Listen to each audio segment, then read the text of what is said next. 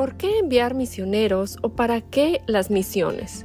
En el episodio de hoy veremos el mandato de un Dios que envía. Servimos a un Dios que vino a buscar y a enviar.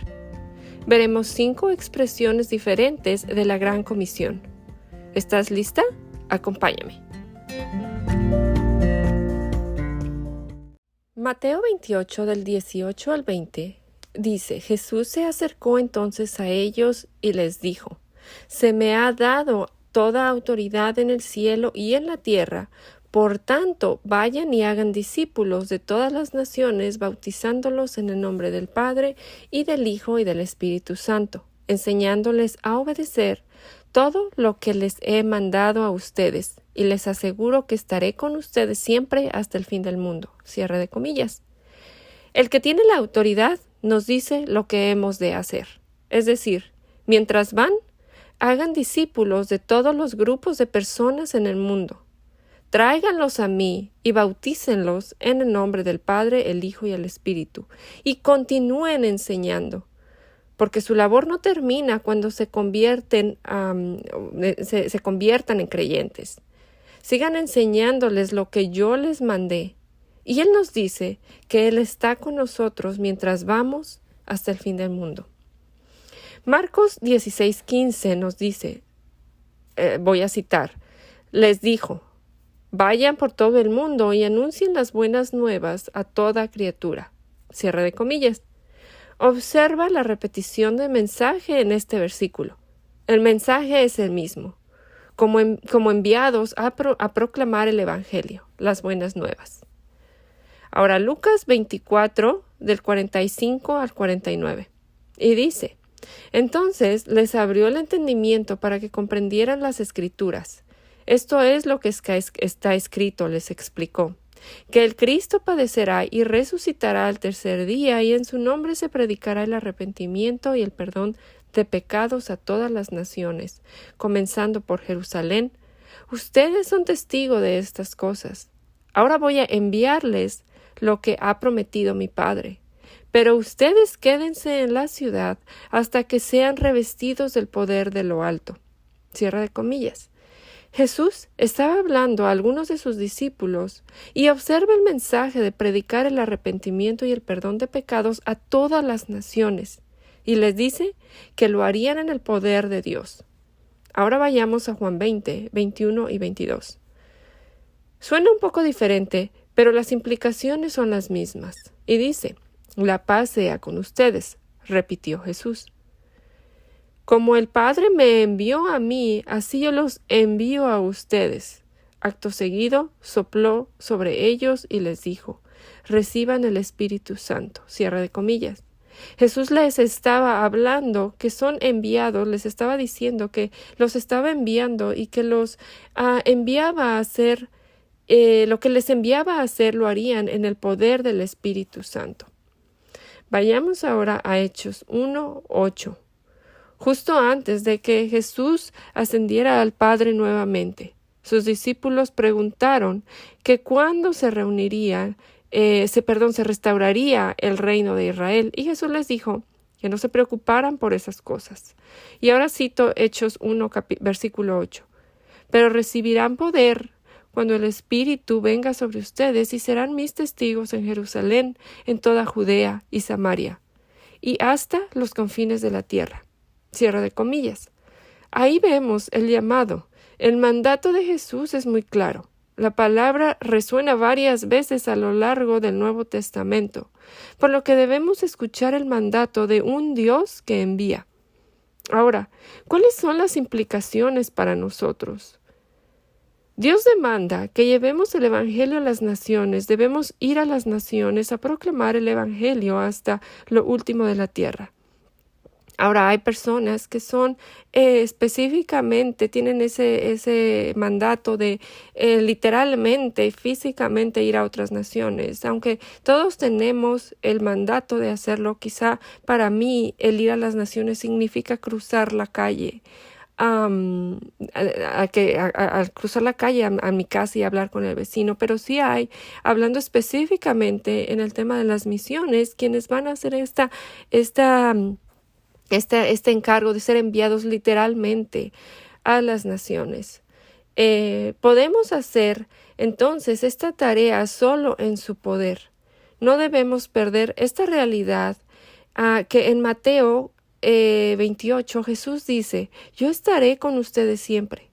Como lo vimos en Lucas, él dice que esperaran en Jerusalén hasta que el poder de lo alto viniera a ellos, y en Juan él sopla el Espíritu en ellos.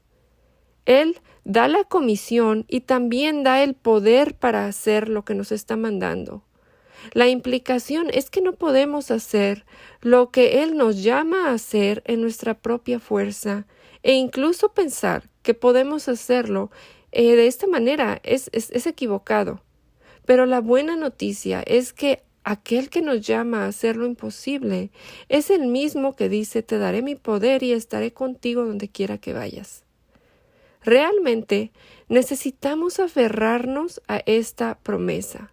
Hay personas que llevan de corazón este mandato y sacrifican de buena gana y con alegría una vida cómoda para ir y hacer discípulos. ¿Cómo lo hacen si no es en el poder del Espíritu Santo? Este es el mandato de un Dios que envía. Como vimos en Mateo 28, vimos que debemos ir a todos los pueblos del mundo. En Hechos 1 les dice a sus discípulos que serán sus testigos en Judea, Samaria y hasta lo último de la tierra. Hay un enfoque tanto en el grupo de personas como en un enfoque geográfico.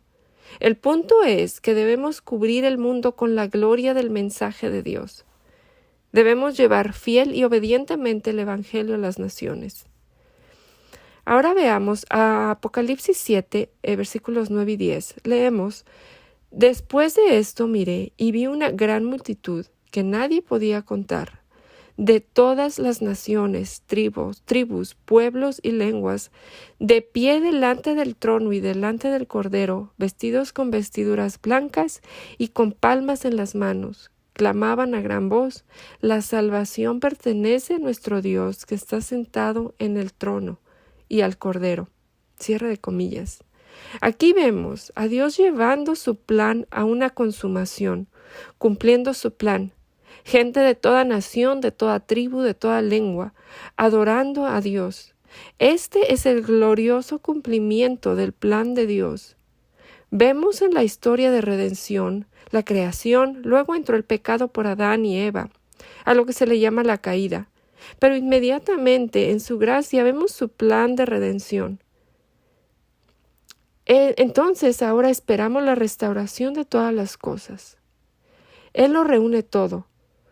Como le dijo a Abraham: a través de ti bendeciré a todas las naciones, apuntando al Cordero de Dios, al Hijo de Dios. Y estas palabras deben motivarnos para las misiones.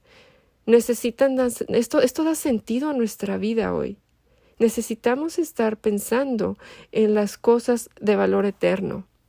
Ahora saltemos a Apocalipsis 21, versículos 4, 24 y 27. Y cito: Él enjuagará toda lágrima de sus ojos, y ya no habrá muerte, ni más duelo, ni clamor, ni dolor, porque las primeras cosas han pasado. Las naciones andarán a su luz, y los reyes de la tierra traerán a ella su gloria. Jamás entrarán en ella nada inmundo, ni el que practica abominación y mentira, sino solo aquellos cuyos nombres están escritos en el libro de la vida del Cordero. Ahí tenemos la imagen de las naciones. Dios cumplirá su plan. Por eso podemos ir y tener esperanza. Las naciones se regocijarán. ¡Qué promesas, amigas! Tenemos el privilegio de formar parte. Es asombroso porque todos somos pecadores perdidos aparte de la gracia de Dios. E incluso como pecadores redimidos todavía luchamos y hacemos lo que no debemos o no hacemos lo que debemos. Y sin embargo, Él elige usarnos. Somos portadores de luz, somos el pueblo con la tarea de llevar el Evangelio a todas las naciones. ¡Qué increíble privilegio! Espero que tu teología te lleve a descubrir dónde encajas en este maravilloso plan de redención. Oro para que tu corazón se mueva a lo que sea que el Señor quiere que hagas. ¿Has considerado cómo podría desarrollarse este mandato de ir y hacer discípulos de todas las naciones en tu propia vida? ¿Has pensado en cómo Dios puede usarte en esta área de llevar el Evangelio donde el Evangelio no ha sido llevado? ¿Has considerado la posibilidad de que Dios puede cambiar tus planes?